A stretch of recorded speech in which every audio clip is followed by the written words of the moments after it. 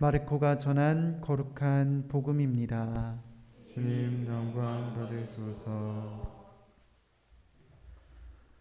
그때 어떤 나병 환자가 예수님께 와서 도움을 청하였다. 그가 무릎을 꿇고 이렇게 말하였다. 스승님께서는 하고자 하시면 저를 깨끗하게 하실 수 있습니다. 예수님께서 가엾은 마음이 드셔서 손을 내밀어 그에게 대시며 말씀하셨다. 내가 하고자 하니 깨끗하게 되어라. 그러자 바로 나병이 가시고 그가 깨끗하게 되었다. 예수님께서는 그를 곧 돌려보내시며 단단히 이르셨다. 그에게 이렇게 말씀하셨다. 누구에게든 아무 말도 하지 않도록 조심하여라. 다만 사제에게 가서 내 몸을 보이고 내가 깨끗해진 것과 관련하여 모세가 명령한 예물을 바쳐 그들에게 증거가 되게 하여라. 그러나 그는 떠나가서 이 이야기를 널리 알리고 퍼뜨리기 시작하였다. 그리하여 예수님께서는 더 이상 드러나게 고을로 들어가지 못하시고 바깥 외딴 곳에 머무르셨다. 그래도 사람들은 사방에서 그분께 모여들었다.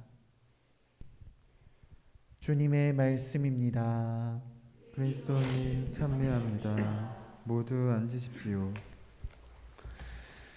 참 예수님, 오늘 마르코 복음에서 나병 환자를 고쳐주신 예수님의 치유 기적 사화를 들었습니다.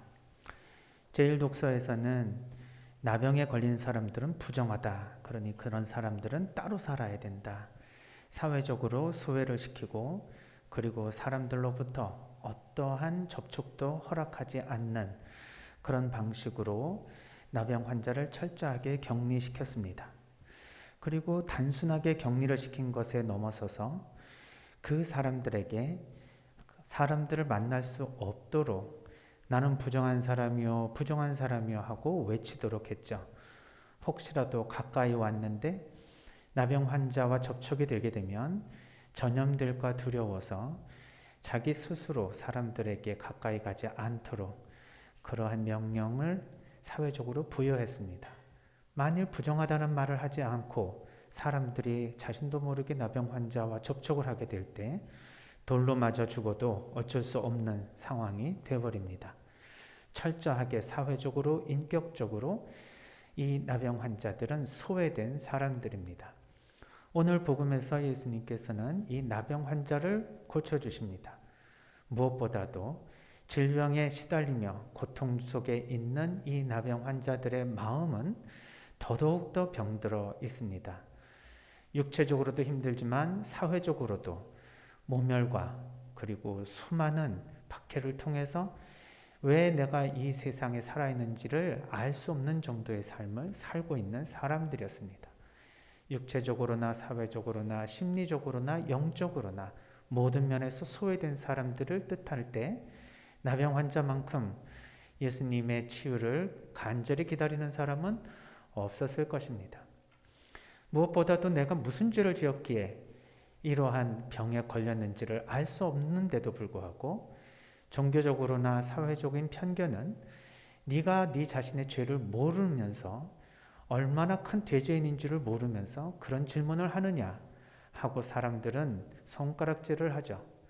아무리 생각해봐도 이 세상에 태어난 죄밖에 없는데 내가 이러한 질병에 걸렸다는 것은 또 내가 이 큰 대죄인이라고 평가받는 것은 너무도 가혹한 진실이다라고 외쳐보아야 아무 소용이 없는 시대였습니다. 이렇게 억울하고 한에 맺힌 마음을 예수님께서는 풀어주십니다. 가엾은 마음이 드셔서 하고자 하니 깨끗하게 되어라 이런 말씀을 해주시죠. 사실 이러한 나환자들과 같이 접촉한다는 그 자체만으로도 예수님은 당시 사람들에게 있어서는 큰 스캔들을 일으키신 분입니다. 어떻게 근거리에서 나병 환자를 만나게 되고 또 그들을 치유하게 되는가? 이 모든 것을 이겨내고 예수님께서는 치유의 은총을 베푸셨다는 것은 우리가 2000년 이후에 우리에게 이 복음을 읽는 이 순간 우리는 현대의 나병 환우들을 다가가는 예수님의 모습이 어떤지를 생각하게 해주십니다. 저는 이 복음을 읽으면서 예전에 잠시 읽어보았던 신문의 사설을 한번 떠올렸습니다. 우리나라에 현대 나병이라고 하는 병이 있다는 거 혹시 들어보셨습니까?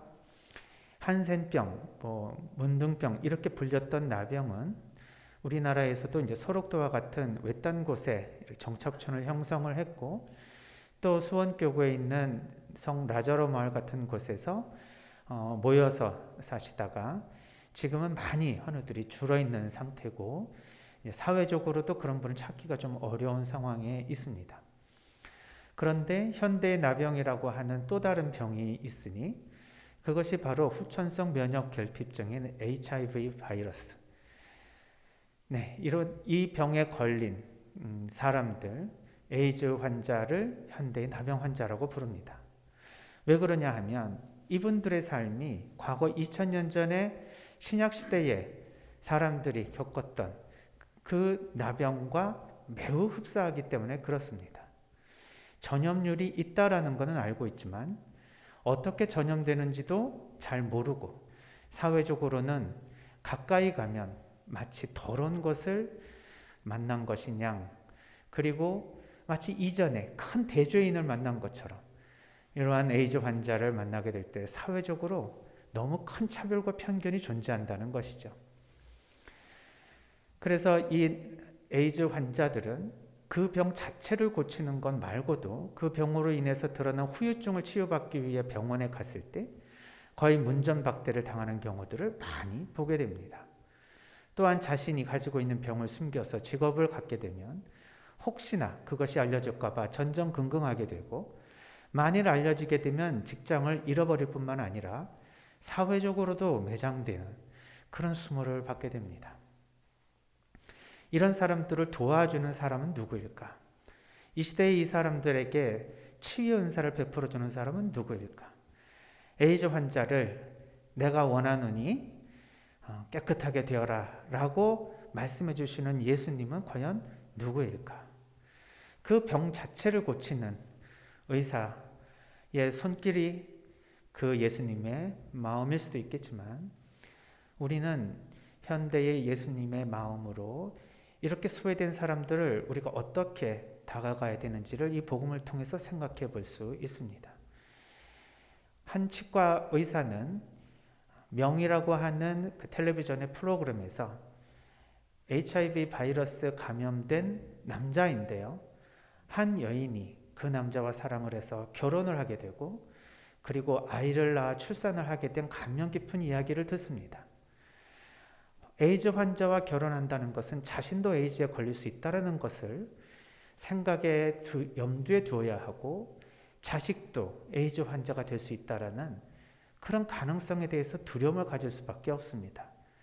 그러나 이런 불안과 두려움을 극복하고 사랑의 힘으로 결혼을 해서 아이를 출산했는데 엄마와 자식 모두 양성이 되지 않고 건강하게 살아간다는 그런 다큐멘터리를 본 것입니다.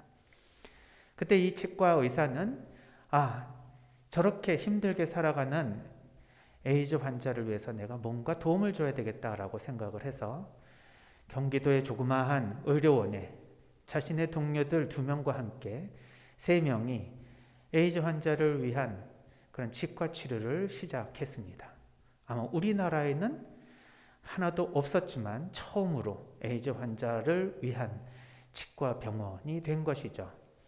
전국에서 이곳을 찾아오는 에이즈 환자분들이 이곳에서 치료를 받으려면 3개월이라는 시간을 기다려야 한다고 합니다. 그리고 이 치과 의사들은 오후 3시부터 8시까지 자신의 시간을 쪼개가면서 봉사를 하게 되는데 기껏해야 저녁을 먹지 않고 치료해도 4명에서 7명 정도의 환자를 보게 된다고 합니다. 왜 이분들에게 사람들이 몰리는가? 치과라고 하는 그 자체가 아무래도 발치를 해야 되는 상황에서 피를 나눌 수밖에 없는 상황이 될 수도 있겠죠. 마취를 하기 위해서 바늘로 마취제를 놓고 그 바늘을 이렇게 저렇게 빼는 상황에서 혹시라도 손이 찔리면 에이즈 환자의 피로 인해 감염이 될 것이라고 하는 위험성이 굉장히 많은 시술이라고 합니다.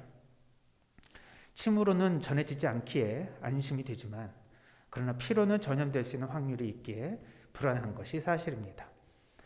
그러나 의학적인 진실로 보면 이 피로 전달된다는 그 에이즈의 확률은 0.02에서 0.03% 정도밖에 되지 않는다고 합니다.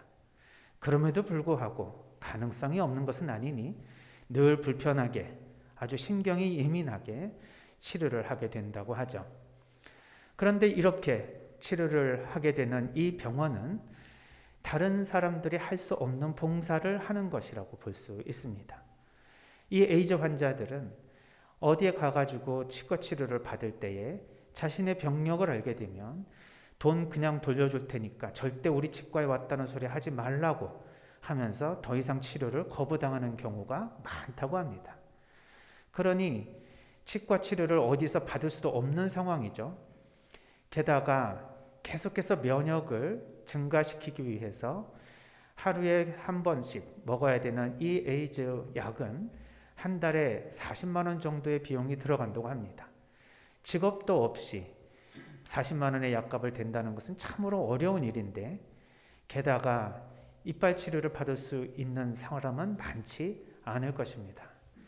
그래서 자신의 이름을 익명으로 해달라고 하면서 인터뷰를 했던 이 치과 의사 세 분은 현대의 몰로카이에서 나병을 돌보기 위해 함께 하셨던 다미안 신부님과 같은 봉사를 하고 계신다는 내용이었습니다. 참으로 감명스러웠습니다. 오늘날 이분들의 인터뷰를 통해서 볼 때 사회적으로 굉장히 문제가 되는 것은 의학적 지식과 상식으로도 넘길 수 없는 사회적 편견이라고 했습니다. 함께 같이 어우러서 살 수 있음에도 불구하고 전혀 함께 살아갈 수 없는 사람처럼 취급을 받는 이런 분들이 사회적으로 얼마나 소외당하고 심리적으로 얼마나 위축당하며 살고 있는지를 생각해 보면 그분들에 대한 연민의 마음으로 이 봉사생활을 그만두기가 어렵다고 합니다. 우리도 우리 주변에 참 어려운 상황에 처해 있는 소외된 분들을 많이 볼 수 있습니다. 또 그분들의 당한 그 문제 자체만이 아니라 그분들 주변에 그분들을 바라보는 그런 사회적 편견과 안 좋은 그런 여러 가지 차별의식들이 있을 수 있습니다. 그렇게 사회적으로 소외당하고 내적으로 외적으로 소외당한 분들을 우리는 어떤 마음으로 다가가고 있는가? 아니면 죄인이다 또는 뭔가 전염될 수 있으니까 더럽다라고 하는 의식을 가지고 마치 벌레를 보듯이 아니면 사회적으로 같이 해서는 안 되는 그런 혐오스러운 대상으로 생각하며 피해온 것은 아닌가? 우리가 그런 사람들이 없다라고 말하기가 어렵습니다. 우리는 대중교통을 타면서 수많은 거린들과 집을 떠나서 길거리에서 생을 계속 살아가는 그런 사람들을 많이도 보게 됩니다. 그분들을 만나면 어떤 마음을 가지게 되는가? 또 우리 중에 성격적으로 같이 함께하기 어려운 이웃, 또 여러 가지 정치적인 견해가 다르고 또 삶의 방식이 다른 사람들, 이런 사람들에 대한 편견과 선입견으로 우리는 얼마나 함께하기 어려운 사람들을 주변에 많이 보고 있는지 우리의 삶에서 현대판 나병 환자들은 너무도 많이 있습니다. 이런 분들에게 우리가 마음을 열고 다가갈 수 있는가? 그리고 그들에 대한 연민으로 함께 무엇을 주고받을 수 있는 그런 소통의 삶을 살 수 있는가? 생각해 보지 않을 수 없습니다. 예수님께서는 내가 하고자 하니 깨끗하게 되어라. 그러자 나병이 가시고 깨끗해졌다. 우리가 그 분들을 어떤 마음으로 다가가서 함께 할 수 있는지에 따라 비록 육체적인 병은 치유해 주지 못할지언정 심리적으로 소외되었던 마음에 따뜻한 사랑으로 그분들의 마음이 치유될 수 있다면 오늘날 우리는 제2의 그리스도의 삶을 살 수 있을 것입니다.